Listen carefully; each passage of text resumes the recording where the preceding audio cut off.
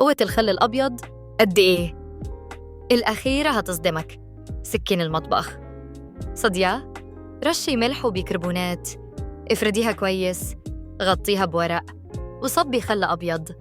بعد 10 دقايق امسحي، هتبقى جديدة. الخل الأبيض مع سائل الجلي أقوى مزيل دهون. الخل مع بيكربونات بخي على فواصل السيراميك وفرك السواد يختفي فوراً.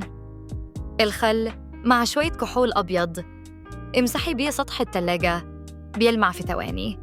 الخل مع معجون الأسنان وشوية مية بخي على الحنفية لمعة ولا أروع. الخل مع كولا يخلي الزجاج نظيف وشفاف.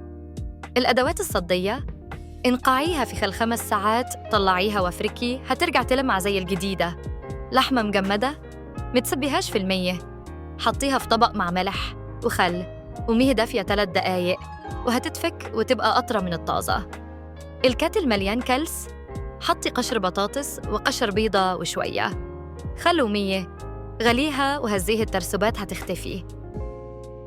صباعك لزق بالغرة السريع، رش ملح وصبي خل ودلكي هتفك فوراً. الشبشب مصفر وريحته وحشة، انقعي في ميه وخل وملح وسائل جلي. بعد 10 دقايق افركيه نظيف وريحته تمام. الدش مسدود، اربطي كيس فيه خل وبيكربونات على رأس الدش. بعد نص ساعة المياه هتنزل طبيعية. قعر الطاسة محروق وسود، رش ملح وبيكربونات وسائل جلي، غطي بورق وصبي خل سيبيه 20 دقيقة. امسحي الطاسة، هتلمع كأنها جديدة. اعمل لايك واحتفظ بيه، هتحتاجه في حياتك اليومية.